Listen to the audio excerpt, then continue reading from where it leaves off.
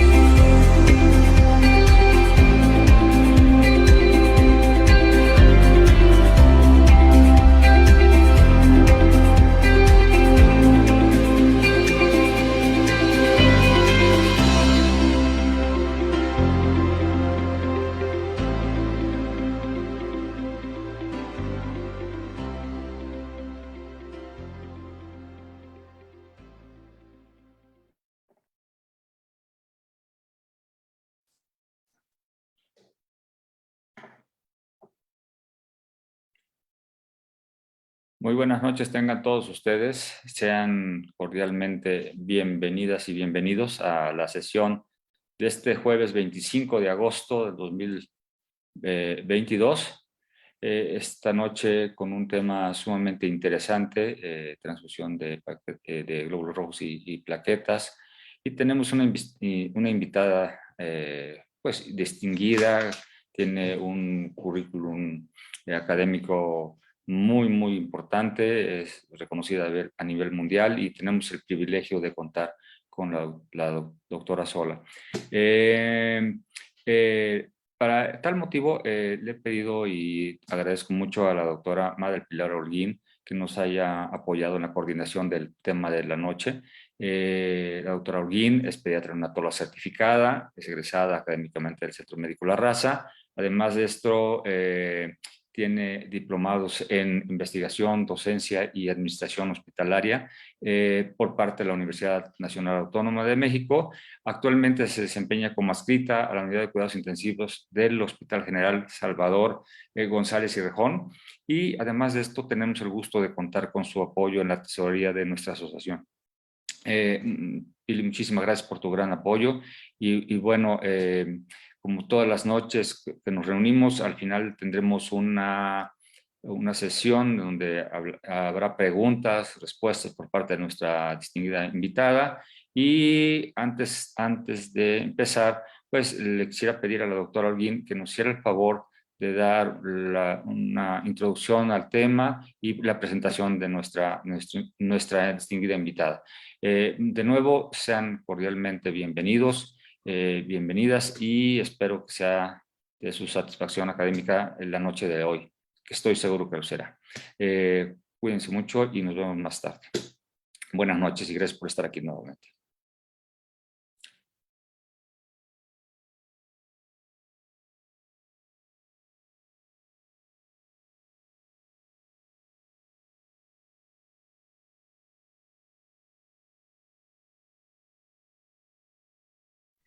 Antes que nada, buenas noches.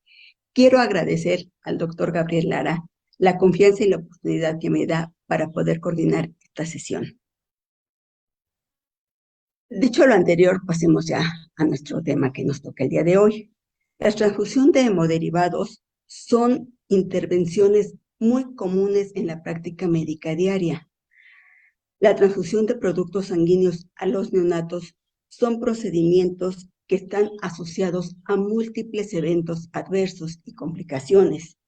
De ahí que la decisión de realizar este procedimiento debe sustentarse con las indicaciones ya bien establecidas y tomando en cuenta las complicaciones y eventos adversos que pueda presentar.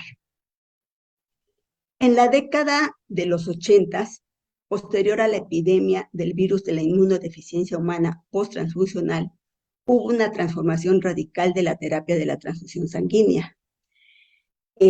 Las consecuencias sanitarias, políticas, judiciales que se presentaron de esta situación, aunado a la percepción de la gente que las autoridades sanitarias y los bancos de sangre no realizaron su labor de forma adecuada, hicieron que la población en general tuviera una disminución a la tolerancia de estos efectos adversos que se pueden presentar tras una transfusión.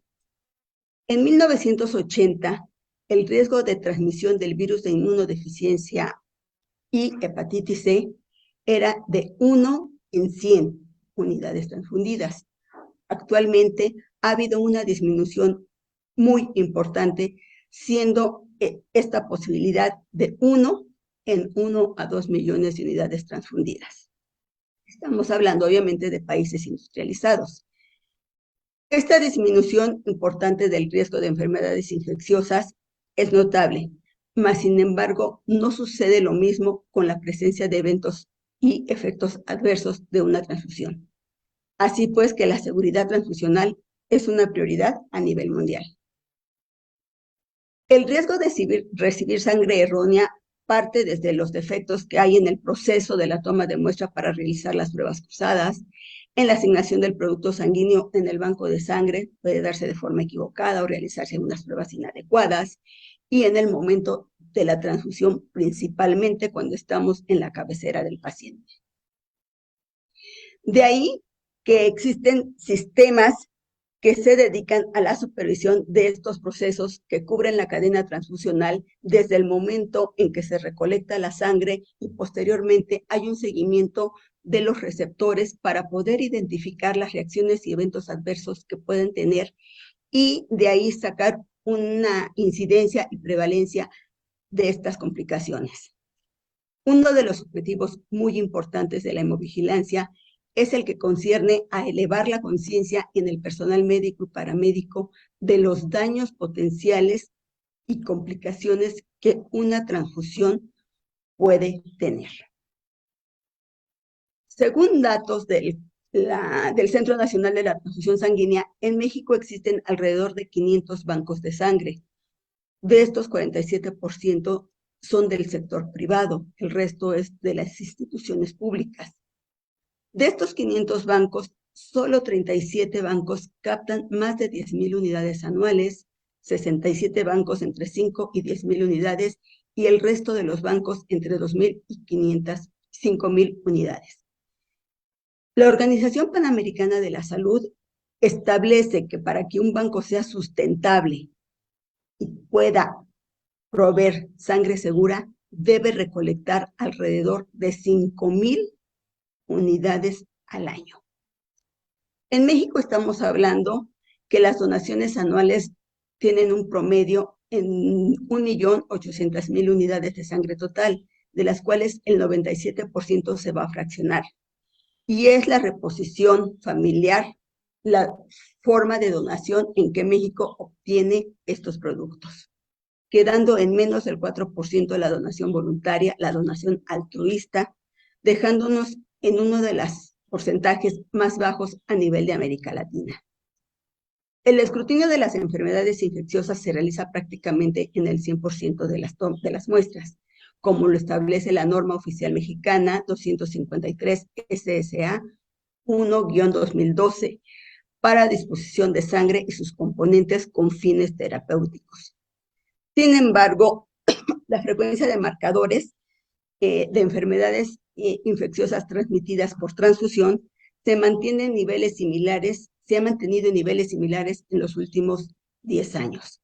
De ahí que la seroprevalencia de infecciones transmitidas por infección todavía siga entre 1,2 y 1,6%. Así pues, el panorama de la transfusión sanguínea y hemoderivados es un reto. Falta la organización y regionalización de estos centros de procesamiento para hacer los bancos de sangre más sustentables, estrategias adecuadas para incrementar la donación voluntaria, un plan nacional de hemovigilancia. Los bancos de sangre en México llevan a cabo esta situación, la hemovigilancia, de manera local. De ahí que no existe un registro de datos a nivel nacional para determinar cuál es la incidencia y prevalencia real de estas reacciones adversas en nuestro país. Otro punto muy importante que está pendiente es insistir en la educación del personal médico para el buen uso de la sangre y sus componentes. Seguir promoviendo acciones como las alicuotas de donante único y algo muy importante que no debemos de pasar por alto. Hay que concientizar a las autoridades. En México tendemos mucho a decir que lo barato sale caro, y aquí no es la excepción. En la mayoría de nuestros hospitales no contamos con dispositivos pediátricos o neonatales para poder fraccionar la sangre. Y aparte de que tenemos poca captación de sangre, nos damos el lujo de desperdiciar paquetes globulares porque no podemos fraccionarlos. Así pues, la transfusión en pacientes pediátricos vemos que es un procedimiento común en prematuros, en pacientes oncohematológicos, en pacientes hospitalizados en las unidades de terapia intensiva.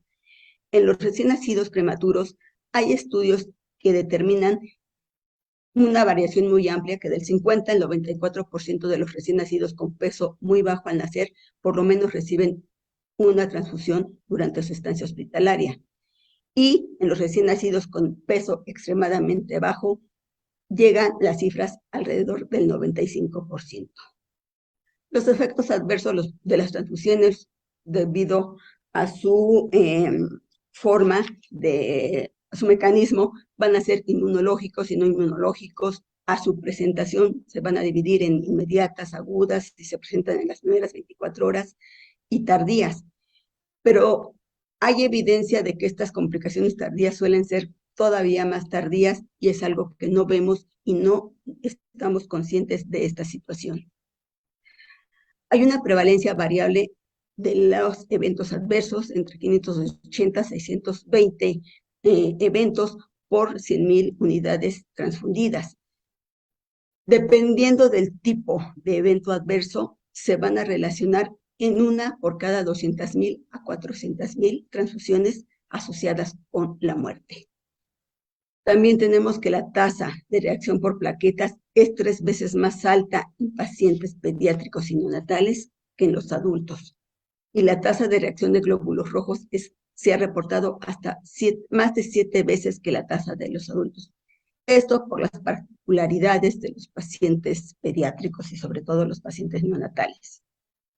Estos son los tipos de reacciones transfuncionales más frecuentes, siendo el alérgico y el febril no hemolítico las causas más frecuentes de reacción transfusional en pacientes pediátricos. Así que, pues, a manera de conclusión, tenemos que las transfusiones son procedimientos comunes. Las reacciones adversas tienen una variación importante dada las características de los pacientes pediátricos, siendo los pacientes neonatales mucho más susceptibles por todos los cambios fisiológicos que ellos tienen. De ahí que la importancia de un reconocimiento rápido de un evento adverso ante cualquier variación de los signos vitales, presencia de un nuevo síntoma, nos debe alertar para hacer el reconocimiento, el diagnóstico oportuno y dar un tratamiento adecuado y así poder garantizar la seguridad en futuras transfusiones.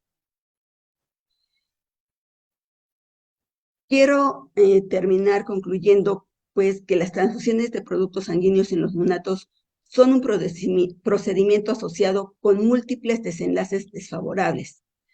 Así pues, la decisión de efectuar este procedimiento debe tomarse con base en las indicaciones establecidas y las posibles complicaciones. Debemos ser conscientes de que al estar transfundiendo podemos condicionar un riesgo importante en nuestros pacientes. Agradezco su atención y vamos a continuar con la sesión esta noche. Es un honor para mí presentar a la doctora Marta Sola Bisner. La doctora Sola nació en Guayaquil, Ecuador. Se graduó de la Facultad de Medicina en la Universidad Católica de Santiago de Guayaquil. Hizo la residencia de pediatría y un fellowship en neonatología en la Universidad de Florida, donde también laboró durante 5 años. Desde el año 2007 se desempeña como neonatóloga en el Boston Children's Hospital. Actualmente es directora de investigación clínica en la división de neonatología del mismo hospital. Y también se desempeña como profesora asociada de pediatría en Harvard Medical School. La doctora esta noche nos impartirá la ponencia Transfusiones de glóbulos rojos y plaquetas en neonatología. Doctora, bienvenida y muchas gracias por su apoyo.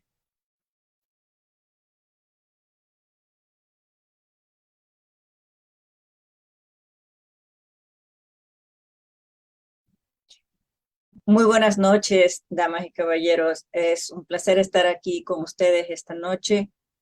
Quería expresar mi agradecimiento al doctor Gabriel Lara por la invitación. Espero que en algún momento podamos reunirnos en persona otra vez. Me encantaría volver a México.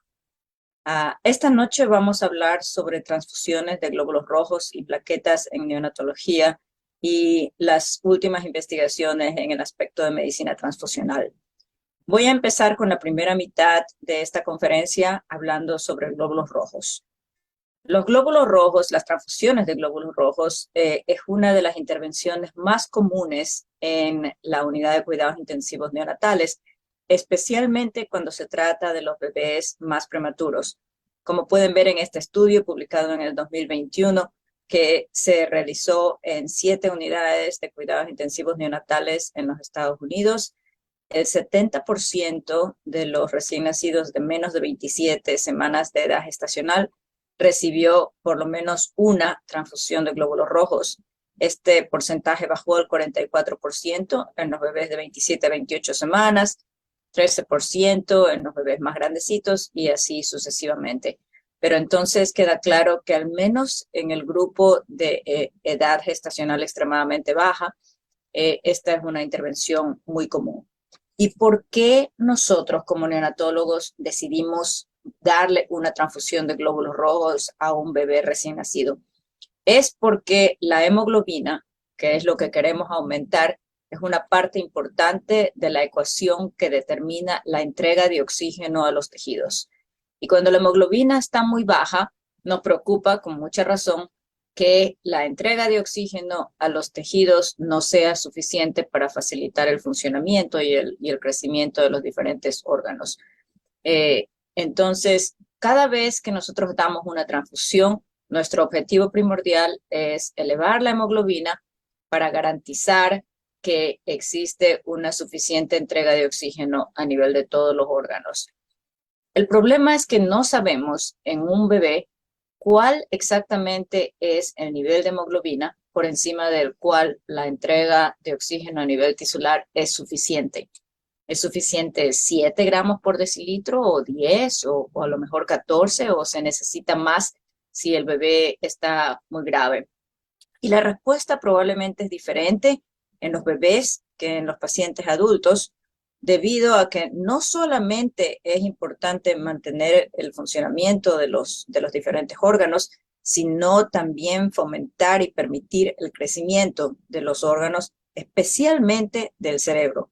Este es un gráfico que muestra el aumento en el peso del cerebro humano durante el primer año de vida, mostrado aquí, el segundo año de vida, comparado con el resto de la vida hasta la edad adulta.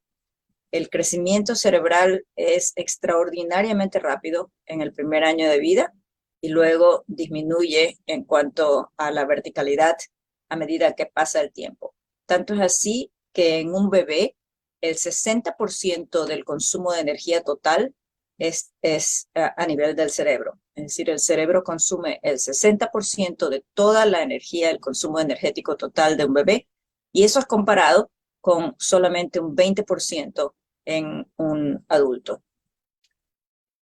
Increíblemente, a pesar de que las transfusiones de glóbulos rojos habían existido desde el inicio de la neonatología, hasta el año 2005 no existía ningún estudio randomizado que hubiera examinado la pregunta de a qué nivel de hemoglobina debemos transfundir.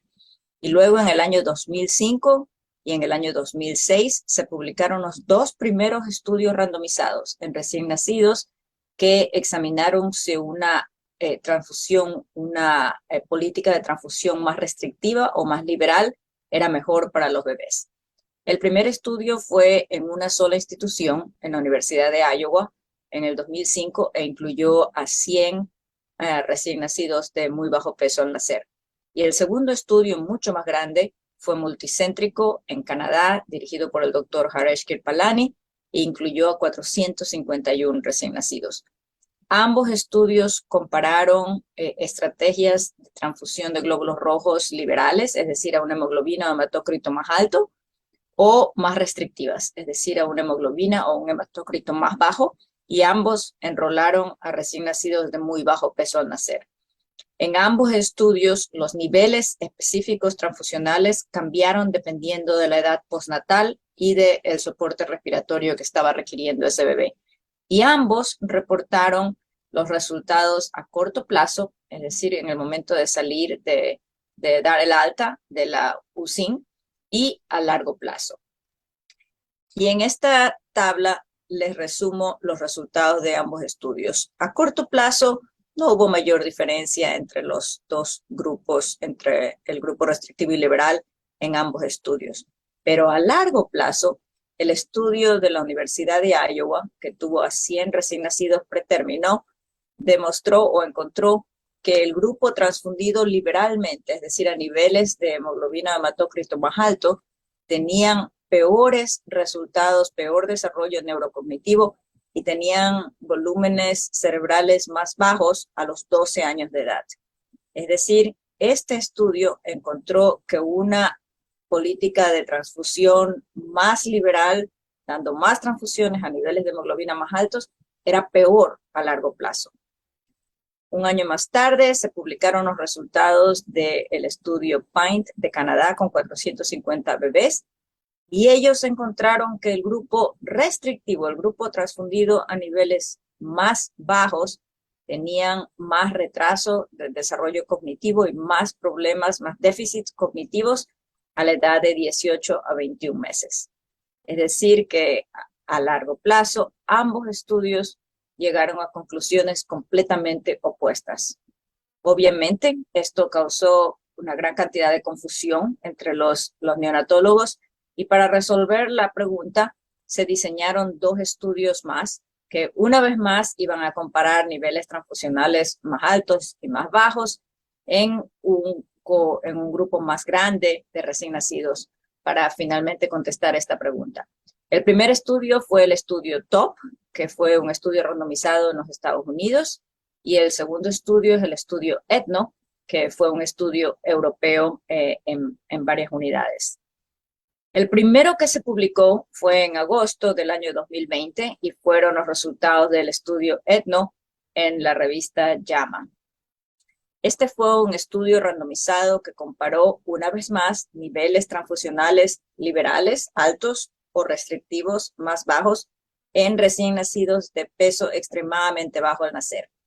Fue hecho en 36 UCINs de Europa, especialmente en Alemania, la mayoría estaban en Alemania, y tal como en los estudios anteriores, los bebés que ingresaron a este estudio fueron randomizados a un grupo liberal o a un grupo restrictivo.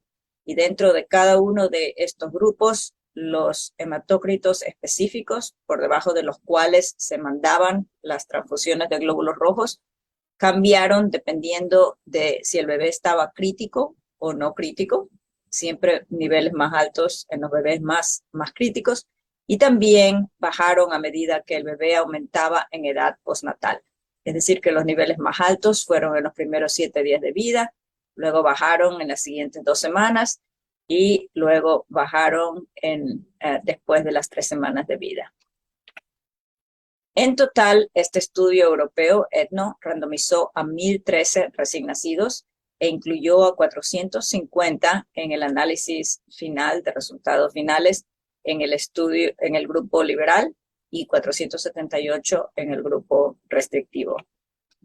Esta tabla muestra las características de los bebés ingresados en el estudio. Como pueden ver, fueron bebés muy pequeñitos con una edad gestacional media al nacer de 26 semanas y un peso medio al nacer de 745 y 750 gramos.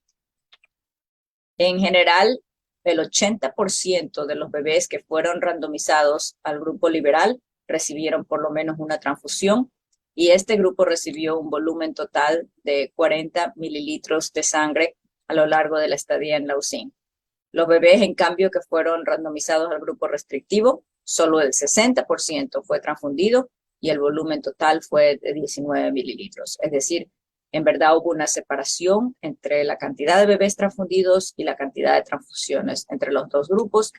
Y también se observó una diferencia entre los dos grupos a medida que avanzaban las semanas en la UCIN, con el grupo restrictivo teniendo hematócritos más bajos que el grupo liberal. Y estos fueron los resultados. El resultado primario del estudio fue un resultado compuesto de muerte o incapacidad de desarrollo neurológico a los 24 meses de edad, es decir, a los 2 años de edad. Como pueden ver aquí, no hubo ninguna diferencia estadísticamente significativa, un valor de P de 0.72, entre los dos grupos en cuanto a este resultado primario. Cuando se examinaron los diferentes componentes, es decir, la mortalidad o los déficits cognitivos o parálisis cerebral, tampoco hubo ninguna diferencia entre los dos grupos, restrictivo y liberal, en ninguno de estos parámetros. Los autores también reportaron la incidencia de todas las complicaciones usuales de prematurez, hemorragia intraventricular, leucomalacia periventricular, displasia broncopulmonar, enterocolitis necrotizante, retinopatía, ductos arteriosos, y no hubo ninguna diferencia estadísticamente significativa en ninguna de estas patologías al momento del alta de la UCIN. Es decir, que este estudio concluyó que el uso de niveles de transfusión restrictivos no resultaba en ningún aumento ni de la mortalidad, ni de la morbilidad, ni de la discapacidad neurológica en bebés en la unidad de cuidados intensivos neonatales. 6 meses más tarde, en diciembre del año 2020, se publicaron los resultados del estudio del doctor Kirpalani, que fue conducido en Norteamérica. Este fue un estudio bastante más grande, casi con el doble de recién nacidos. 1.800 recién nacidos fueron randomizados a este estudio y 845 en un grupo y 847 en el otro tuvieron información completa para tener el resultado final a los 2 años de edad. Igual que en el estudio ETNO, los bebés en el estudio TOP fueron randomizados a un nivel transfusional de hemoglobina alto, es decir, más liberal, o para ser transfundidos a un nivel más bajo, es decir, más restrictivo. Y dentro de cada uno de estos grupos, el nivel de hemoglobina bajo el cual los bebés tenían que ser transfundidos también varió dependiendo de si necesitaban soporte respiratorio o no estaban en ningún soporte respiratorio, y también dependiendo de la edad postnatal. Es decir, el diseño de los dos estudios fue muy liberal, y aquí pueden ver los niveles de hemoglobina a los cuales se transfundieron en los dos diferentes grupos. La composición de los participantes en el estudio también fue muy similar. Estos bebés tenían un peso al nacer de 750 gramos, muy similar a los bebés en ETNO, y una edad gestacional de 25.9 semanas, muy similar también a las 26 semanas de los bebés en el estudio ETNO. Y como pueden ver aquí, la randomización resultó en una diferencia de la hemoglobina media a lo largo del estadio en la UCIN de aproximadamente 2 gramos entre el grupo restrictivo y el grupo más liberal. El resultado primario, al igual que ETNO, también fue un resultado compuesto de muerte o discapacidad de desarrollo neurológico a los 24 meses de edad, es decir, a los 2 años de edad. Y como pueden ver aquí, no hubo absolutamente ninguna diferencia. Es muy raro en un estudio clínico encontrar un riesgo relativo de 1, es decir, ni siquiera una tendencia a una diferencia. Pero eso es lo que encontraron, absolutamente no diferencia entre los dos grupos y un valor de P de 0.93. Cuando examinaron los diferentes componentes del resultado primario, es decir, muerte o discapacidad de desarrollo neurológico, bien sea retraso del desarrollo cognitivo o parálisis cerebral moderada o severa, o significa discapacidad de la visión o déficit auditivo severo, tampoco encontraron diferencias significativas en ninguno de estos resultados.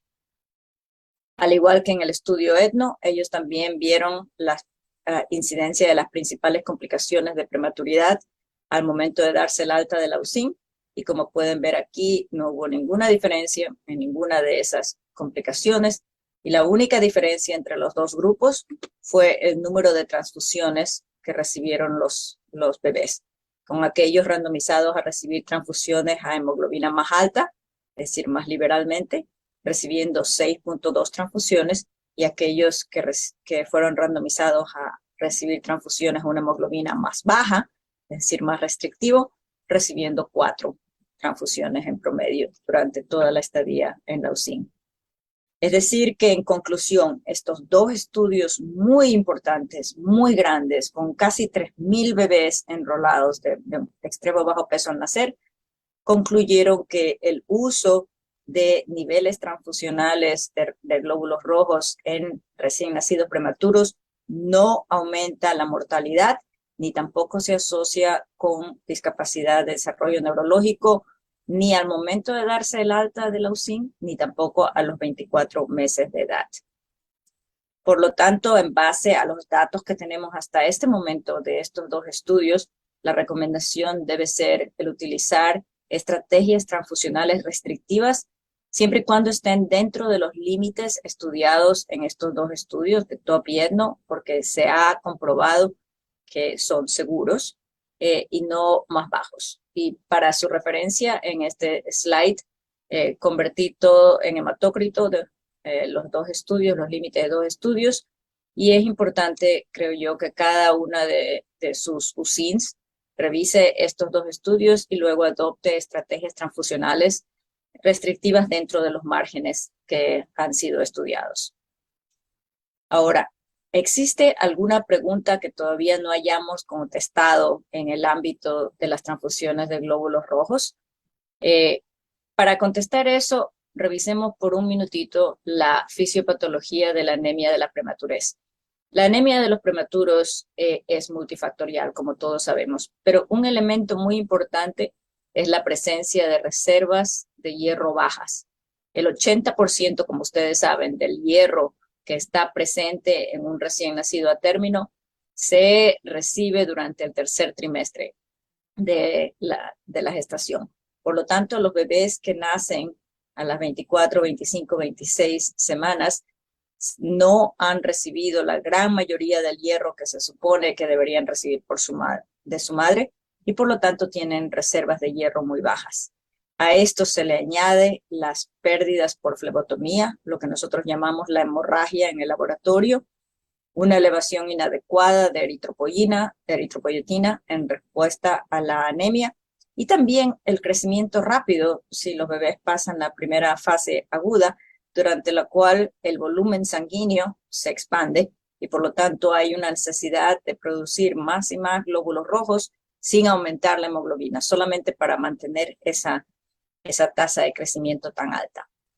Ahora, ¿cuáles son los mecanismos a través de los cuales la anemia de prematurez afecta al cerebro que está en crecimiento?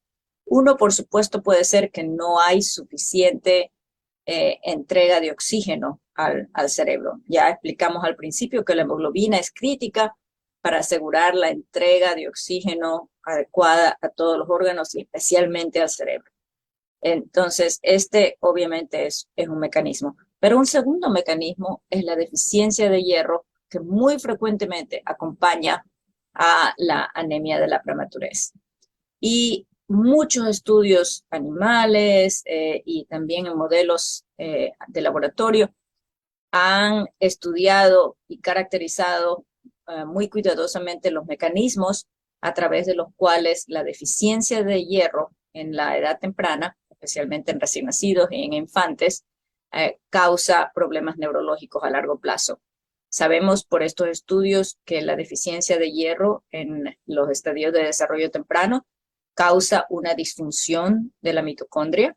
Cuando la mitocondria no funciona bien por la falta de hierro, que es un cofactor para la mayoría de las enzimas de la mitocondria, se genera menos ATP, que es la fuente energética, y en la presencia de menos ATP, las neuronas se desarrollan con una estructura simplificada, es decir, con menos largo de las dendritas y con menos ramas en las dendritas. Esto, aunque se corrija la deficiencia de hierro más adelante, causa anormalidades estructurales que son persistentes en el número de conexiones y en la complejidad de las neuronas, y esto lleva a una función y comportamiento anormal del cerebro de los adultos. Es decir, esto se puede manifestar muy, muy tarde. Nosotros también sabemos por una gran cantidad de estudios que han visto la trayectoria de adultos y de jóvenes que sufrieron anemia o deficiencia de hierro muy temprano en la vida. Y sabemos que esta deficiencia de hierro muy temprano se manifiesta con problemas neurocognitivos, de funcionamiento neurocognitivo a los 19 años, con déficits de función ejecutiva, de la memoria de reconocimiento, y también con problemas sociales y de comportamiento en los adolescentes. Es decir, la deficiencia de hierro durante un periodo crítico de desarrollo del cerebro no se manifiesta ni con parálisis cerebral, ni con pérdida auditiva, ni visual, sino más bien con problemas de función ejecutiva, problemas neurocognitivos y de comportamiento que se pueden manifestar mucho más tarde en la vida. Por lo tanto, aunque está muy claro por los estudios que tenemos hasta ahora que el uso de niveles de transfusión restrictivos para las transfusiones de glóbulos rojos en recién nacidos de extremo bajo peso no aumenta ni la muerte ni los déficits de desarrollo neurológico que se pueden medir a los 24 meses, es verdad que los estudios clínicos en el área de deficiencia de hierro sugieren que esta anemia podría estar asociada con problemas emocionales, cognitivos y de disregulación del comportamiento que no se evidencian sino hasta más tarde de los 2 años. Y por eso precisamente es que los bebés que fueron enrolados en TOP, en el estudio norteamericano, están actualmente siendo seguidos y estudiados en el momento de entrar a la escuela, es decir, a los 5 años. Este estudio está actualmente en progreso y es muy importante esperar los resultados para para ver si es que existen manifestaciones de un uso de transfusiones más restrictivo y de permitir más anemia durante la edad neonatal, durante el periodo neonatal, que no se manifestaron a los 2 años, pero que quizás sean evidentes a los 5 años. Mientras esperamos estos resultados, yo creo que es importante aplicar estrategias transfusionales basadas en la evidencia que tenemos, es decir, que pueden ser restrictivas dentro de los niveles que fueron estudiados ya por estos 2 estudios. Y es muy importante, creo yo, que apliquemos estrategias para tratar de mantener el hematócrito, la hemoglobina, lo más alto posible sin necesidad de aumentar las transfusiones. Es decir, estrategias tales como retrasar el pinzamiento del cordón, tratar de limitar en la medida de lo posible la hemorragia del laboratorio y proveer a nuestros bebés con un suplemento de hierro adecuado, midiendo las reservas de hierro. La segunda parte de esta charla va a ser dedicada a las transfusiones de plaquetas en recién nacidos y vamos a tener preguntas al final sobre ambos tipos de transfusiones. La trombocitopenia neonatal es un problema muy común dentro de la UCIN. El 18 al 35% de todos los bebés que son admitidos a una UCIN van a tener una cuenta plaquetaria por debajo de 150,000 en algún momento durante esta estadía. Y la incidencia de trombocitopenia es inversamente proporcional al peso al nacer y la edad gestacional. Es decir, que es más frecuente en los bebés que son de más bajo peso, que nacen más prematuros. No solo esto, sino que la incidencia de sangrado en los bebés con un peso menor de 1.500 gramos al nacer es también la más alta de todas las poblaciones hospitalarias, con aproximadamente el 20% de estos recién nacidos desarrollando una hemorragia intraventricular. Aproximadamente el 8% tiene hemorragia intraventricular grave, pero las menos graves, grado 1 y grado 2, son más comunes. Probablemente por esta combinación de una alta incidencia de trombocitopenia y una alta incidencia de sangrado, es que los neonatólogos tradicionalmente hemos sido muy generosos en transfundir a estos bebés, sobre todo a los bebés más prematuros. En el mismo estudio que les comenté antes, de 7 unidades de cuidados intensivos neonatales en los Estados Unidos, nosotros vimos que el 34% de los bebés de menos de 27 semanas recibía, aunque sea una transfusión de plaquetas durante la estadía en la UCIN. Y este porcentaje bajaba a 12% en los bebés de 27 a 28 semanas y luego se volvía menor y menor a medida que los bebés aumentaban en edad gestacional. Y no solo se transfunden estos bebés con bastante frecuencia, sino que también, al menos en Estados Unidos, descubrimos que se transfundían a cuentas plaquetarias relativamente altas, comparado a los niveles transfusionales que se usan en adultos o en niños de mayor edad.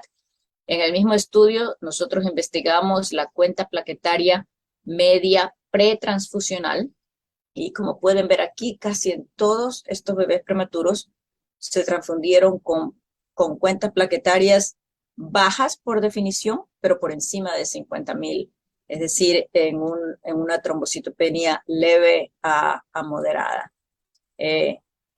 ¿Por qué nosotros como neonatólogos transfundimos plaquetas a un bebé?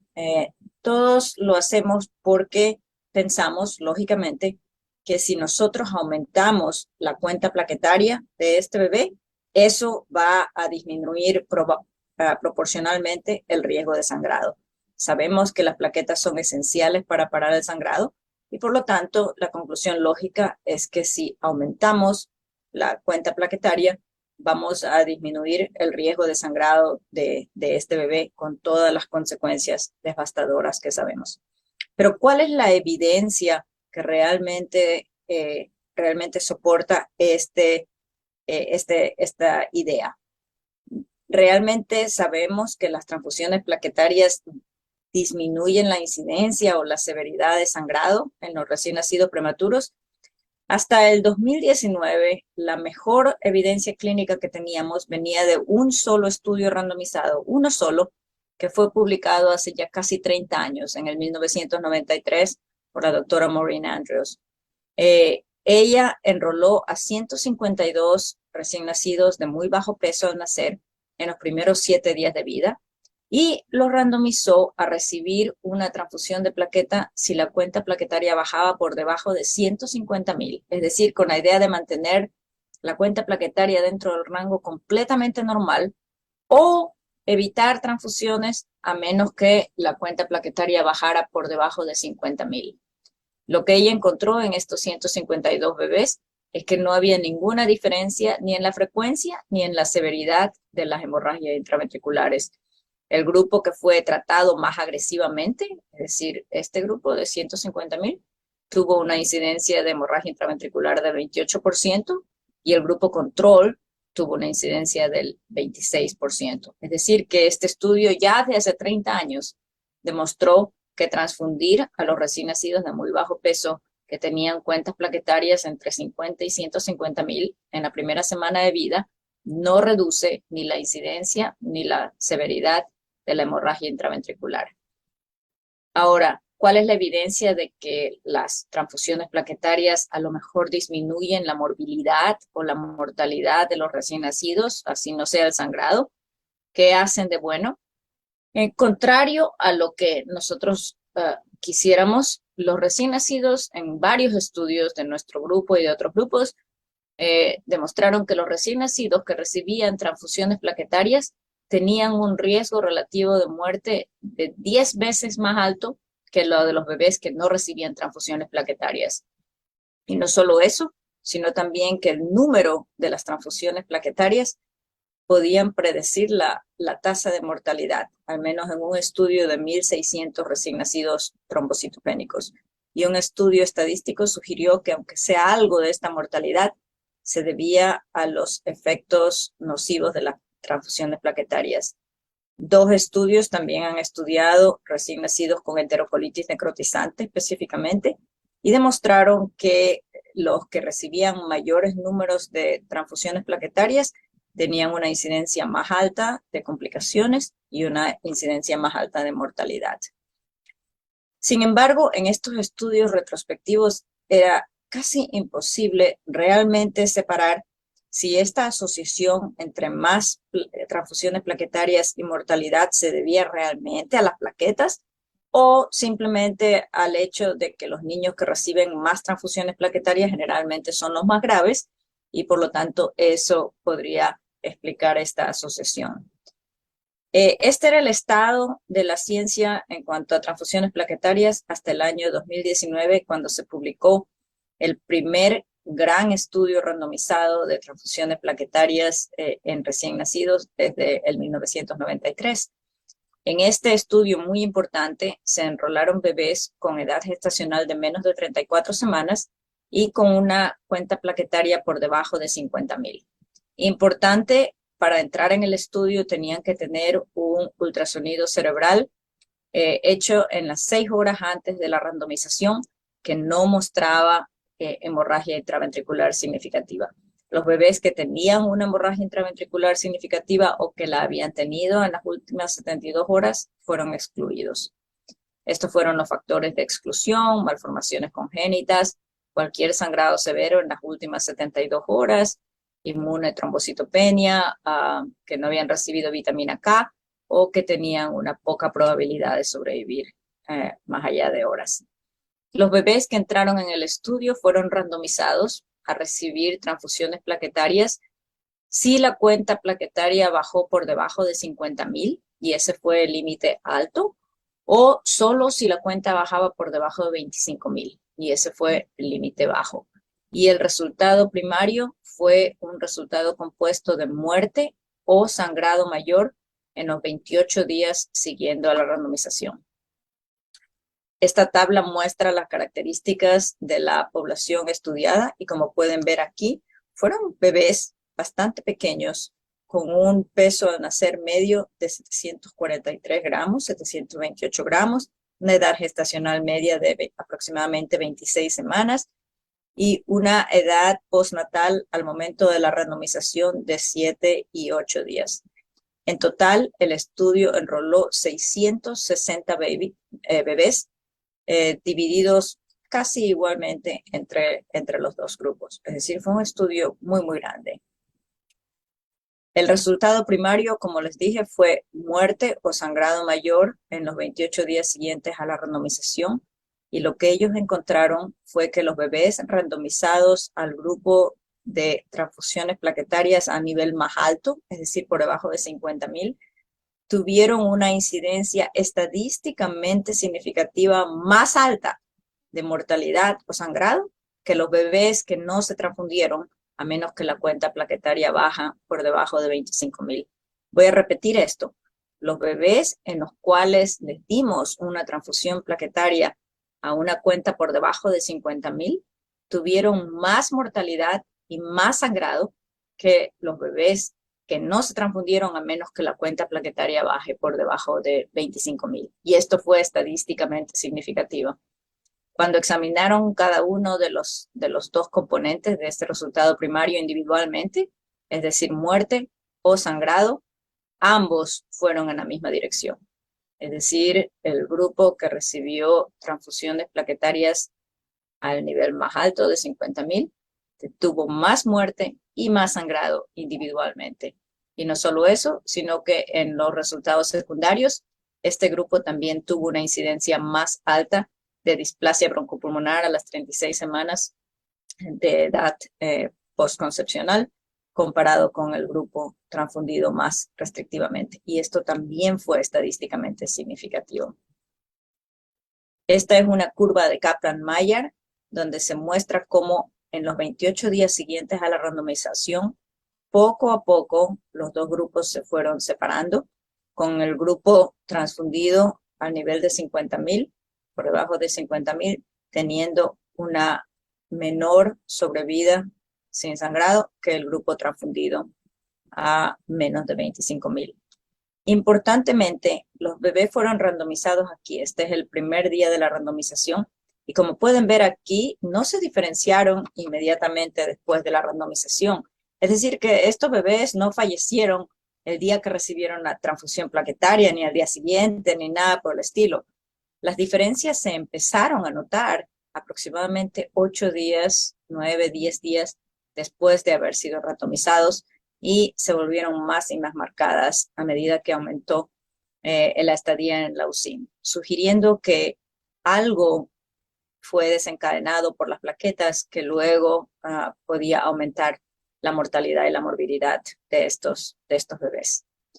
En conclusión, el estudio Planet 2, que fue el nombre de este estudio, que es el nivel más alto de evidencia que tenemos ahora, estudio randomizado, multicéntrico, muy bien hecho, mostró que los bebés pretérminos randomizados a recibir transfusiones plaquetarias a niveles más altos, más liberalmente, tenían mayor sangrado y más mortalidad que aquellos en los cuales no se transfundió hasta que la plaqueta no llegara a niveles más bajos. Obviamente todo estudio tiene limitaciones y el Planet 2 no es una excepción. En primer lugar, los pacientes en Planet 2 tuvieron un ultrasonido cerebral en las 6 horas antes de la randomización y excluyeron a los bebés que tenían hemorragia intraventricular significativa por al menos 72 horas. Por lo tanto, el estudio por diseño no contestó la pregunta de cuál de los dos niveles es mejor si es que existe una hemorragia intraventricular mayor. En segundo lugar, el 39% de los pacientes en el estudio de Planet 2 recibieron una o más transfusiones plaquetarias antes de la randomización y sin saber por qué, no explican en el estudio si fueron los recién nacidos de más alto riesgo, los más graves, los en la primera semana de vida, etc. Y esto generó cierta preocupación de que quizás los niveles de transfusión restrictivos solamente serían beneficiosos para los bebés más estables y de más bajo riesgo. Para contestar esta pregunta, en primer lugar, los autores examinaron o hicieron un análisis de subgrupos. Y como pueden ver aquí, cuando solo examinaron a los bebés de menos de 28 semanas, que son los de más alto riesgo, la diferencia fue la misma. Es decir, la mortalidad y sangrado fue más alto en el grupo transfundido por debajo de 50,000 que en el grupo transfundido por debajo de 25.000. Cuando examinaron a los bebés que fueron randomizados en las primeras 72 horas de vida, es decir, el periodo de más alto riesgo de sangrado, igual, la diferencia fue incluso la más grande de todos los subgrupos, fue en este grupo, que fue randomizado en los primeros 3 días de vida a recibir transfusiones plaquetarias a diferentes niveles.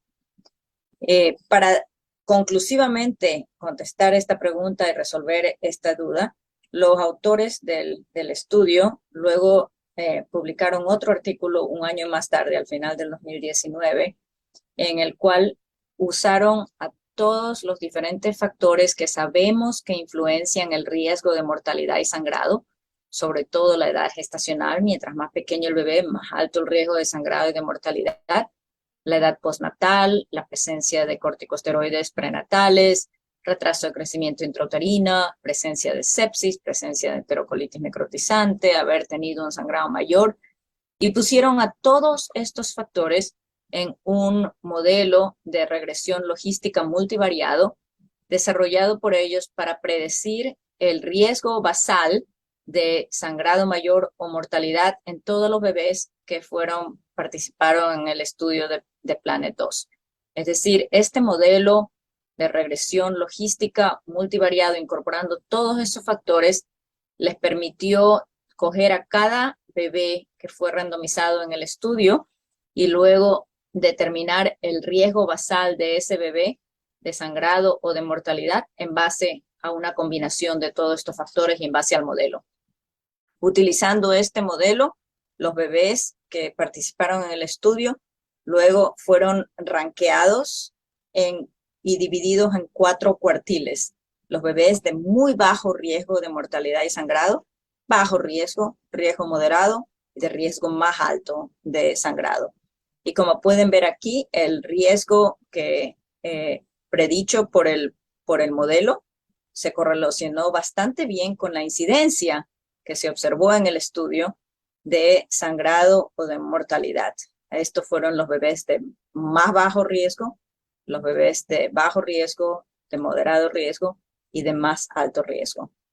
Pues luego los investigadores cogieron a estos 4 diferentes grupos con un riesgo basal muy diferente de sangrado y de mortalidad y examinaron dentro de cada grupo si es que los bebés randomizados al grupo liberal o al grupo de transfusiones restrictiva tenían diferentes observaciones en cuanto a la asociación entre el nivel de transfusión y la mortalidad.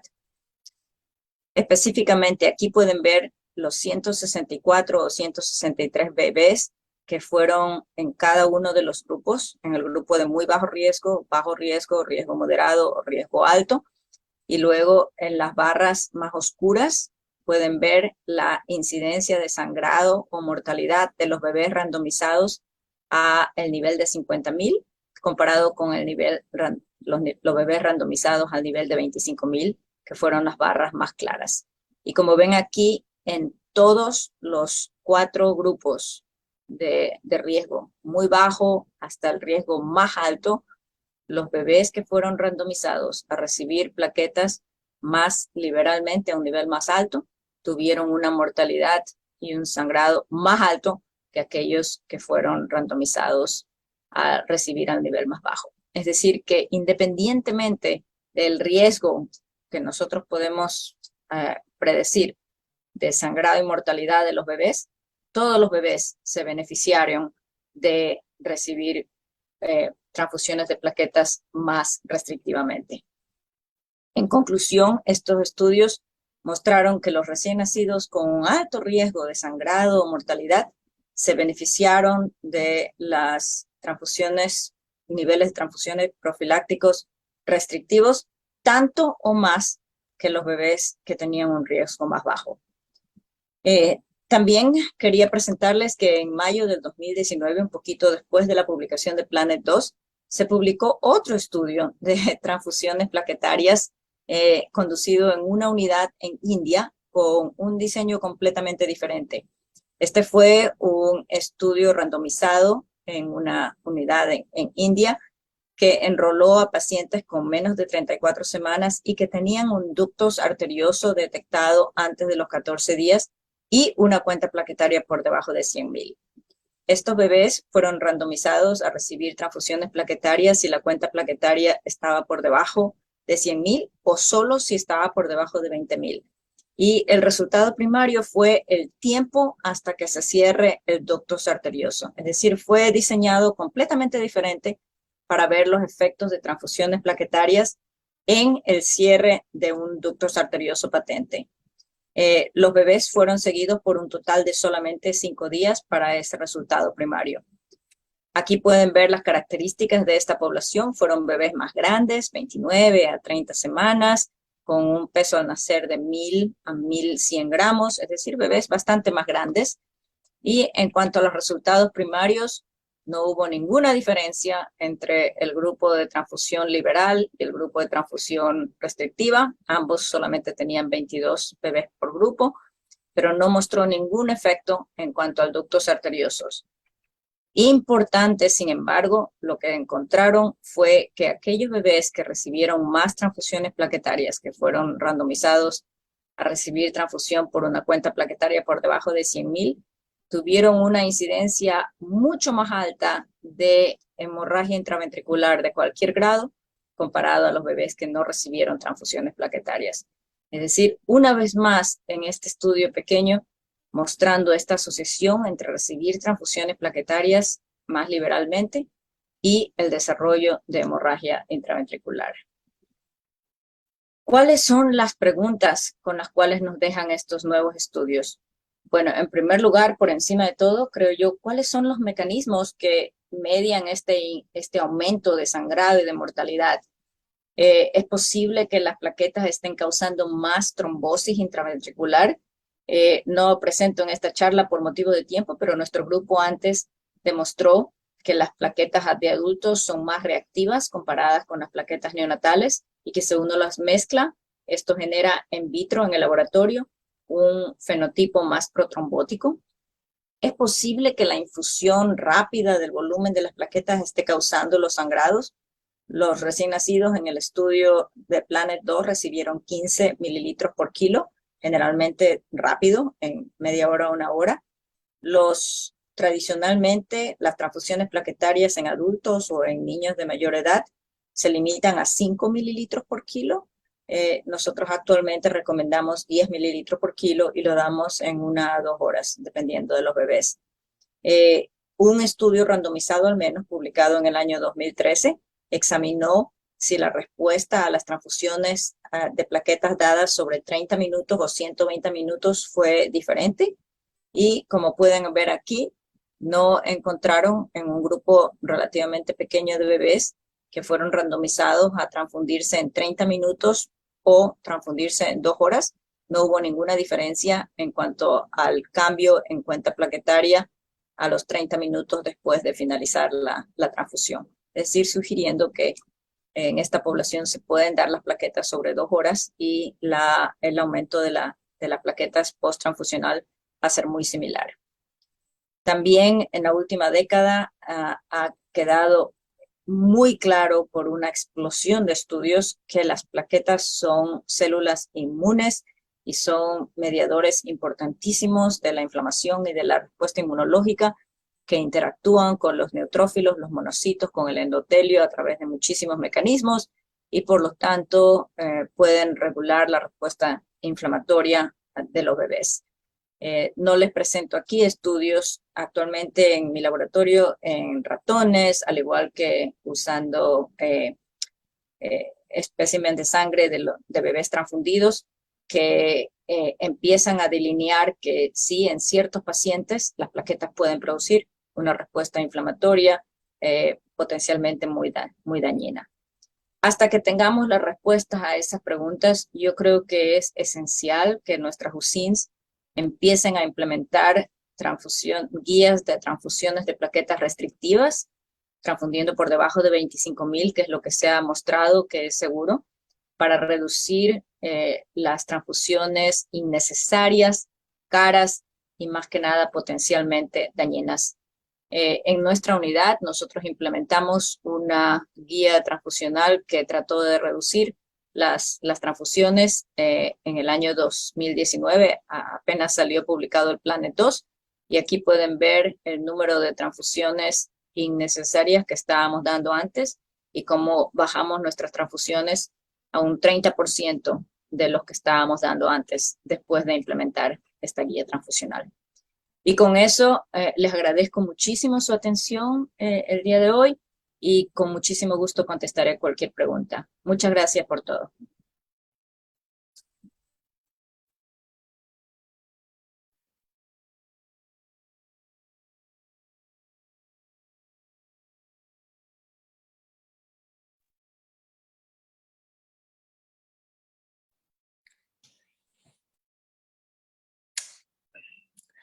Buenas noches, doctora Sola. Bienvenida nuevamente. Qué bueno estar con nosotros. Muchas gracias. Sabemos de sus múltiples ocupaciones y de que está trabajando muchísimo y está muy ocupada. Y le agradecemos profundamente el que le haya dedicado el tiempo esta noche para nuestra asociación y para muchos amigos que nos visitan. Bueno, están conectados de prácticamente todo Sudamérica, México, Centroamérica, etcétera. De nuevo, gracias, y agradecer también a la doctora Mada del Pilar Holguín el haberme apoyado la coordinación de la sesión del día de hoy. Pili, si quieres empezar con la primera pregunta, por favor. Gracias de nuevo, doctora. Y buenas noches, Gaby. Gracias por tu confianza, doctora. Muy agradecida por el tiempo que nos ha dedicado a la asociación, a México y a todo Centro y Sudamérica. Tenemos conectados, como dice el doctor Gabriel Lara, de varias partes de América Latina. Muchas de las preguntas que nos están haciendo ya en el panel, usted las ha tratado en el tema. Una pregunta que me salta a la vista, porque la han repetido, es en torno a las plaquetas. Nos refiere que las plaquetas de adultos son mucho más reactivas, y al combinarse con las plaquetas neonatales pueden condicionar una respuesta inflamatoria. Esto pudiese ocasionarnos que el hecho de estar yo transfundiendo plaquetas no haya un incremento real en el número de plaquetas que yo espero. En primer lugar, 1.000.000 de gracias a ustedes por la invitación. Yo soy sudamericana, siempre seré sudamericana. Es un placer enorme estar rodeada, aunque sea virtualmente, de las personas de México y de Latinoamérica. Así que más bien soy yo la que les agradece la oportunidad de mantenerme conectada y de ser parte de su grupo y de la educación en Latinoamérica. En cuanto a la pregunta, el incremento plaquetario probablemente no se ve afectado por esta diferencia de las plaquetas entre las plaquetas de adultos y las plaquetas de recién nacidos. Sabemos en general que en cualquier persona que tiene un vaso, el incremento plaquetario normal es aproximadamente el 60% de las plaquetas que nosotros damos. Son las que acaban en la circulación, más o menos el 30-40% va al vaso, y eso parece ser lo mismo en recién nacidos que en adultos, aunque todos sabemos que depende de los procesos de los bebés. Si es un proceso en el que no se producen las plaquetas, pero las plaquetas sobreviven normalmente, el incremento es mejor. Pero si tenemos un proceso inmune, como trombocitopenia inmune, o un proceso consultivo de coagulación intravascular, entonces pues se consumen tan rápido a veces como las estamos poniendo. Entonces depende más de eso. En cuanto a las diferencias entre plaquetas de adultos y de recién nacidos, hemos sabido desde hace 15 a 20 años que las plaquetas de adultos son diferentes de las plaquetas de recién nacidos. Todo el sistema de coagulación, algún día me encantaría dar una charla sobre esto, pero todo el sistema de la coagulación es diferente en los bebés que en los adultos. Y eso se conoce con el nombre de hemostasia del desarrollo. Sabemos que cambia desde la edad fetal hasta el recién nacido, pretérmino a término, el niño y luego el adulto. Y lo mismo ocurre con las plaquetas. Son muy diferentes. Hasta hace 5 o 6 años, toda la ciencia se basaba en estudiar las diferencias hemostáticas de las plaquetas.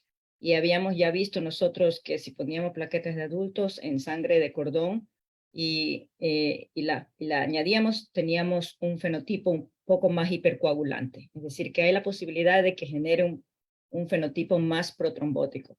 Pero desde hace 5 años más o menos, hemos empezado a explorar si las diferencias son iguales en cuanto a la calidad inmunológica de las plaquetas. Entonces, ahora ya sabemos que el contenido de RNA, el contenido proteómico de las plaquetas de recién nacidos y de adultos es diferente, y están recién empezando a salir los estudios en cuanto a las consecuencias inflamatorias e inmunológicas de transfundir una plaqueta de adulto en un bebé. Yo pienso que parte importante de este aumento en sangrado y mortalidad es posible que sea mediado por la posibilidad de las plaquetas causando cambios inmunológicos inflamatorios en la habilidad de las células inflamatorias de migrar a los tejidos o incluso en la respuesta inflamatoria sistémica. Estos estudios están todavía en etapas iniciales y recién empezando a salir, pero creo yo que en los próximos 3, 5, 10 años tendremos muchas más respuestas que nos van a hacer entender. Por lo pronto, yo solamente diría, hay que ser muy juiciosos. No digo nunca transfundir, porque sabemos que si bajan las plaquetas demasiado, por debajo de 20,000, 15,000, sí aumenta el riesgo de sangrado, pero hay que ser muy juicioso. No son benignas. Hablando un poquito de ese tema, doctora, ¿hay mayor mortalidad cuando se transfunde con niveles niveles de corte más altos que los de más bajo? A su juicio, ¿cuál sería la condición o la explicación a esto? Vamos, lógicamente hay más riesgos con un bebé que tiene menos plaquetas, niveles de plaquetas, contra uno que tiene más, pero se ve mayor mortalidad, a su juicio. En el estudio randomizado, se randomizaron los bebés a dar una transfusión plaquetaria cuando la cuenta plaquetaria bajó por debajo de 50,000 o por debajo de 25,000. El grupo que se randomizó a por debajo de 50,000, el 90% de los bebés recibieron transfusiones. El otro grupo, solo el 53%. Es decir, que se transfundieron la mitad de los bebés prácticamente en uno contra el otro. Entonces, yo no creo tanto que la diferencia en mortalidad y en morbilidad sea por el nivel plaquetario antes de la transfusión, aunque no lo sabemos, nadie ha estudiado eso, pero yo no creo que se deba al hecho de que unos niños tenían 50 y los otros tenían 25, sino que creo yo que la diferencia se debe al hecho de que en un grupo transfundimos al 90% y en el otro grupo transfundimos a muchos menos niños y les dimos menos transfusiones. Entonces, porque nos aguantamos, no los transfundimos. La otra noción es que nosotros pensamos, obviamente, que mientras más baja sea la cuenta plaquetaria, si es 30,000, el riesgo de sangrado es mayor que si es 80,000. Pero la verdad es que los estudios en recién nacidos y en pacientes pediátricos y en adultos han mostrado que no hay ninguna diferencia en el riesgo de sangrado entre 30,000, 40,000, 50,000, 60,000, 70,000. El riesgo de sangrado es el mismo en todas esas cuentas plaquetarias. Aumenta cuando son muy bajas, por debajo de 10,000, 15, 20 quizás en el recién nacido, aumenta. Pero en ese rango, entre 20 y 100,000, no hay correlación entre la cuenta plaquetaria y el riesgo de sangrado. Es decir, sí es verdad que el bebé más grave generalmente tiene cuentas plaquetarias más bajas, sí, pero no es verdad que la cuenta plaquetaria por sí le aumenta el riesgo del sangrado al bebé porque es más severa la trombocitopenia, a menos que esté por debajo de 25,000. Y yo no recomiendo que dejemos de dar transfusión al bebé que tiene por debajo de 25,000, porque en ese caso no sabemos cuál es el nivel bajo. Pero sí que tratemos de evitar las transfusiones en el bebé que está en 30, 40, 50,000. ¿Lili? Bueno, sí, aquí voy a tratar de englobar en una pregunta varias preguntas que nos están haciendo en relación a la transfusión de plaquetas. Se puede pasar por bomba de infusión, tanto plaquetas como glóbulos rojos. 2, ¿qué opinión tiene acerca de la transfusión, la indicación de transfundir plaquetas cada 8 o cada 12 horas? Voy a empezar por la segunda pregunta, porque cada vez que hablo siempre encuentro esta pregunta. No existe ninguna indicación para ordenar transfusiones plaquetarias con un rango, porque nosotros anticipamos que la cuenta plaquetaria va a caer. No hay ninguna indicación para hacer eso. Esa es una práctica que jamás la hacemos nosotros en nuestra unidad, y que sabiendo los riesgos de las transfusiones plaquetarias trataríamos de evitarla. Cuando nosotros tratamos a estos bebés que están graves, la verdad, generalmente aumentamos la cuenta plaquetaria, luego baja, pero en algún momento empiezan a producir plaquetas y se estabiliza en un nivel. Y muchas veces encontramos que ese nivel en que ya se estabilizan y ya dejan de caer es entre 25,000 y 50,000. Y ya no necesitan más transfusiones plaquetarias. En algún momento dejan de darlas. Y si nosotros ordenamos a priori que se le dé otra transfusión en 8 horas o en 12 horas, entonces es posible que estemos dando una transfusión cuando no era necesaria y más bien suprimiendo la habilidad del bebé de aumentar su propia producción plaquetaria, porque estamos consumiendo la trombopoyetina, que es la hormona que estimula la producción de las plaquetas. Entonces, yo creo que si estamos preocupados de que el bebé está consumiendo plaquetas muy rápido, entonces ordenamos otra cuenta plaquetaria en 8 horas o en 12 horas, pero no ordenemos una transfusión plaquetaria sin saber cómo se estabiliza. Muchas veces es 28 y pensamos que va a bajar más, pero no transfundimos a ese bebé a menos que realmente baje más y volvemos a chequear. Entonces, yo sé que eso es un cambio en cuanto a las prácticas en muchos lugares, porque escucho esta pregunta mucho, pero sí creo que sabiendo ahora los riesgos de las transfusiones plaquetarias, es importante tratar de evitar esas transfusiones en la medida de lo posible. En segundo lugar, en cuanto a bombas, sí, claro, podemos ponerlas sobre un tiempo usando una bomba de infusión. Yo no creo que sea tan importante darlas despacio en un transcurso de unas 2 horas en los niños más grandecitos, pasada la semana de vida, que no tienen tanto riesgo de sangrado. A mí me preocupa un poco más el dar un bolo tan grande de un coloide en los niños que realmente tienen riesgo de hemorragia intraventricular, porque vimos en el estudio que hay más riesgo de hemorragia en los prematuros que reciben las cuentas plaquetarias. Y sabemos que los bolos rápidos de líquidos, especialmente coloides, se asocian con un riesgo más alto de hemorragia intraventricular. Entonces, tratando de evitar eso en estos niños de alto riesgo.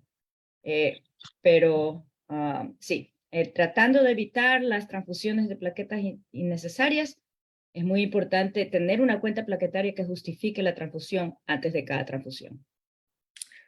Y hablando de las transfusiones, exactamente, hace algún tiempo, ya lejanito, no cercano, se hablaba de los anticuerpos antiplaquetas. ¿Tienen relevancia, hay importancia de detectarlos actualmente, con la experiencia que hay actual? Los pacientes, más que nada adultos, desarrollan anticuerpos contra las plaquetas y pueden volverse refractarios a las transfusiones de plaquetas.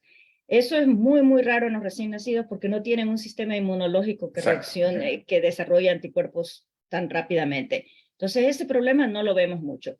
El único problema cuando los anticuerpos son importantes son en los casos de trombocitopenia autoinmune o aloinmune. Es decir, si el bebé nace con una cuenta plaquetaria por debajo de 50,000, es muy importante hacer los exámenes para asegurarnos de que no es una trombocitopenia aloinmune, porque si es, entonces la mamá está en muy alto riesgo de tener un bebé con trombocitopenia severa en el siguiente embarazo.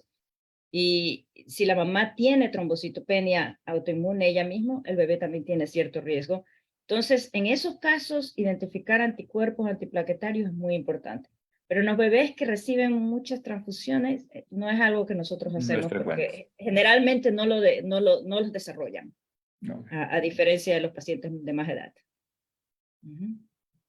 ¿Pili? Y en cuanto al tiempo de la transfusión de las plaquetas, ya mencionó que es entre 1 y 2 horas, es otra de las preguntas. Ya ahorita también preguntaban sobre la trombocitopenia aloinmune neonatal, ya ahorita fue explicada. Y otra pregunta, ya cambiando la transfusión de glóbulos rojos, dice, ¿existe algún nivel mínimo de hemoglobina donde la indicación de transfusión sea beneficioso superando los riesgos que conlleva la transfusión?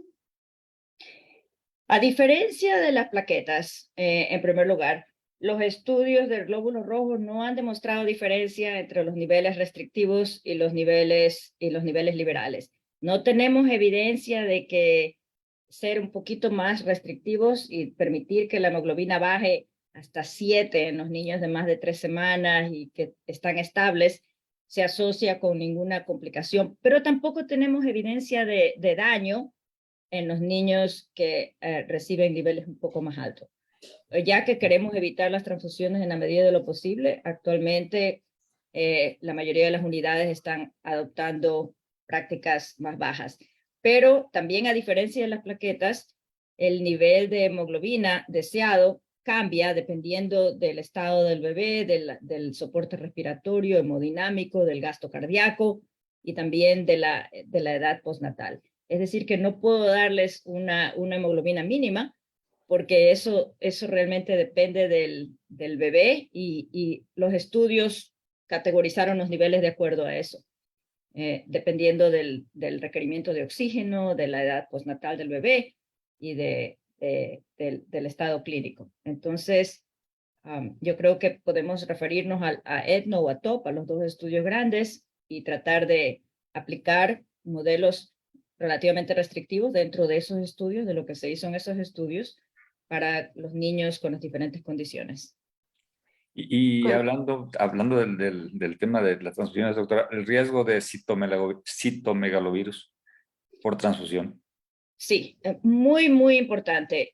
Nosotros en Estados Unidos utilizamos transfusiones que son citomegalovirus safe, seguras contra citomegalovirus. Y hay dos métodos principales. Ninguno es 100%, pero los dos reducen muchísimo el riesgo. Uno es el tener donantes que sean citomegalovirus negativo por PCR, y el otro es tener las unidades leucorreducidas a un nivel muy, muy bajo de leucocitos antes de que, storage, antes de guardarlas o de almacenar, antes del almacenamiento. Es decir, si hacemos una leucorreducción y bajamos el nivel de leucocitos a un nivel muy, muy, muy bajo, antes preferiblemente antes de que guarden los glóbulos rojos, entonces el nivel de citomegalovirus baja muy, muy poco. Sabemos por un estudio bastante grande que se hizo en Emory que si combinas las dos cosas, CMV negativo y leucorreducción, básicamente no existe el citomegalovirus por transfusión. Pero yo diría que las unidades tienen que hacer o uno o el otro, especialmente para nuestros pacientes prematuros, o citomegalovirus negativo o leucorreducida, tiene que ser leucorreducida la unidad. Ok. No, ¿alguna otra pregunta, Pili? Si refieren en cuanto a la suplementación de hierro, ¿cuál es su indicación, doctora? ¿Cómo lo utilizan? Ya nos había mencionado que si ya venían utilizándolo, pues no, y está la indicación, no se suspende o se vuelve a iniciar. Pero están haciendo varias preguntas, hay varias preguntas sobre cómo maneja el hierro usted. Nosotros generalmente lo iniciamos alrededor de las 2 semanas de vida cuando el bebé está ya con alimentación enteral completa. Es decir, cuando ya está con alimentación enteral completa o mínimo por encima de 100 mililitros por kilo por día, pero generalmente completa, nosotros empezamos la suplementación de hierro, generalmente a 2 miligramos por kilo por día. Pero lo importante es monitorear el estado de hierro de estos bebés. En nuestro hospital tenemos la suerte de tener un analizador hematológico en el laboratorio del hospital que junto a la cuenta reticulocitaria nos da un valor que se llama reticulocito hemoglobina, que mide la hemoglobina dentro de los reticulocitos. Y ese es un marcador muy, muy bueno de la cantidad de hierro disponible para la eritropoiesis. Entonces nosotros tenemos un algoritmo en el que seguimos a este marcador de la hemoglobina reticulocitaria, que no requiere más sangre, viene junto con la cuenta reticulocitaria, y ajustamos, aumentamos o bajamos el hierro, la suplementación de hierro, dependiendo de eso. Una nota, si alguna unidad usa eritropoyetina, generalmente necesitan mucho más hierro. Nosotros no lo usamos, pero sé que hay algunas unidades en Sudamérica que utilizan eritropoyetina, y el riesgo de la eritropoyetina es que si tiene una baja suplementación de hierro, entonces en la presencia de eritropoyetina, ese hierro se canaliza a la eritropoiesis a expensas del hierro cerebral, a expensas de la disponibilidad del hierro al cerebro. Entonces hay que ser muy cuidadoso de monitorear el hierro. Pero si no tienen un marcador de hemoglobina reticulocitaria, yo diría que sigan la ferritina. Entonces, rutinariamente cada ciertas semanas, 3, 4 semanas, medir una ferritina en un bebé, siempre y cuando el bebé no esté inflamado ni infectado y no tenga marcadores inflamatorios. Esa es una forma buena de saber dónde están las reservas de hierro y ajustar, subir o bajar a suplementación de acuerdo a eso. Ya prácticamente para terminar, doctora, sabemos que está viajando y ha tenido un tránsito el día de hoy. Quisiera que si nos hiciera el favor de contestar esta pregunta, que está englobada por 2 preguntas o dos comentarios. Una, ¿qué opinión tiene usted sobre las medidas coadyuvantes como esteroides o inmunoglobulina para reducir las transfusiones de plaquetas? Y la otra es de qué estudios hay o que pueden medir objetivamente el impacto de sangrados con las estrategias de manejo mínimo en el prematuro extremo. Ok, empecemos con la primera pregunta. Nosotros utilizamos inmunoglobulina solamente cuando tenemos alta sospecha o diagnóstico ya hecho de una trombocitopenia inmune, es decir, es una trombocitopenia autoinmune o aloinmune. Entonces, muy frecuentemente, no todos los hospitales lo hacen. Hay un estudio que recién va a salir comparando el manejo de trombocitopenia aloinmune a nivel mundial y hay mucha variabilidad, pero nosotros sí utilizamos transfusiones de plaquetas e inmunoglobulina si es que tenemos una trombocitopenia inmune, es decir, aloinmune o autoinmune. No utilizamos inmunoglobulina ni esteroides para tratar de subir las plaquetas en un bebé que tiene sepsis o enterocolitis o algún otro proceso consultivo, solamente cuando es mediada inmunológicamente. La otra pregunta era, perdón, ¿qué objetivo hay para medir el sangrado? Se han desarrollado ahora estrategias para medir el sangrado y cuantificarlo. Nosotros utilizamos una página solamente para nivel de investigación científica que se llama NeoBAT, es el Bleeding Assessment Tool, Neonatal Bleeding Assessment Tool, donde estratificamos el sangrado, lo llena la enfermera y nosotros luego asignamos un puntaje y se utiliza para motivos de investigación, más que nada. Lo que sabemos es que mientras más prematuros los bebés, más riesgo tienen de sangrado. Claro. Y generalmente las transfusiones de plaqueta aumentan la cuenta plaquetaria, pero no hay correlación entre ese aumento de la cuenta plaquetaria, no cambia con eso el nivel de sangrado de los bebés. Es decir, que no tiene mucha influencia en el nivel de sangrado de los bebés. Nosotros hicimos un estudio donde examinamos cuentas plaquetarias y la correlación con el grado de sangrado utilizando este tipo de estrategias y no encontramos ninguna correlación. Es decir, que sube la cuenta y nosotros nos sentimos mejores, pero el sangrado del bebé o el riesgo de sangrado no cambia. Hay factores in vivo o diferentes cosas que están influenciando el nivel de sangrado. Ok, muchísimas gracias. Estamos ya con el tiempo. Doctora Pili, no sé si quisiera cerrar con algún comentario o una pregunta.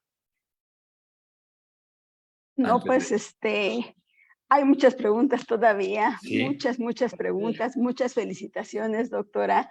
Sabemos que estamos sobre el tiempo, sabemos que está haciendo un esfuerzo por el motivo que ya comentó el doctor de su viaje reciente. No, Pero, ningún pues, problema.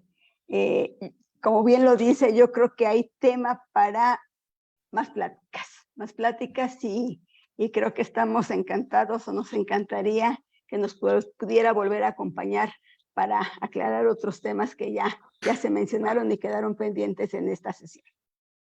Es absolutamente mi placer. Al principio dijo la doctora que le gustaría venir a México, a la Ciudad de México, ¿cierto? Claro que sí, he estado allí algunas veces, siempre la paso maravillosamente. ¿Cuándo tiene tiempo? Y hacemos una reunión acá, armamos un simposio todo el día, hablamos de los temas, hay muchísima tela de dónde cortar, como decimos aquí en México. Y pues aquí es bienvenida, tiene público, es influencer en México, como dicen ahora, ¿no? Ni siquiera tengo un Twitter. Bueno, pues cuando usted nos diga, las puertas están abiertas y usted siempre es bienvenida en México. Doctor, para mí es un inmenso placer. Yo siempre les agradezco mucho a todos ustedes que estén ahí tan tarde en la noche. Siempre siento muchísimo el cariño a través del chat. Veo los comentarios y les agradezco tanto la oportunidad. Nosotros todos somos parte de lo mismo, del esfuerzo de hacer lo mejor que podamos por los bebés. Por los bebés y sus familias, doctora, como siempre. Así es. Un placer enorme y cuando se dé la oportunidad virtualmente o en persona, pues será un gusto. Pues aquí está, de hecho nos dio la idea y ya estábamos planeando para el año que entra hacer algo, una reunión sobre el tema y creo que ya estamos teniendo nuestra primera invitada. Sería un placer y un honor tenerla acá en México, en la Ciudad de México, doctora. Gracias, doctor. Muchísimas gracias por su tiempo, por su experiencia. Agradecerle a la doctora Holguín también su participación, su gran ayuda, y a don Antonio Rojas, que estuvo en la edición de todo de este patrón de transmisión. Agradecerle muchísimo a nuestro sponsor que hoy se dio la tarea también de apoyarnos, estar aquí con ustedes y con todos nuestros invitados. Los invitados, muchísimas gracias por haber estado con nosotros. Y al principio habló usted, doctora, del impacto de algunas situaciones al cerebro del recién nacido. Fíjese que vamos a hablar de unos temas muy interesantes del cerebro recién nacido para el próximo mes. Está invitada, si quiere acompañarnos, sería un gusto, va a estar un invitado muy especial también. Y bueno, de nuevo, doctora, mil gracias por su tiempo y su experiencia y su conocimiento. Al contrario, gracias a ustedes y muy buenas noches a todos. Gracias por estar aquí. Buenas noches. Adiós. Gracias a todos y nos vemos en un mes, primero Dios. Chao. Adiós.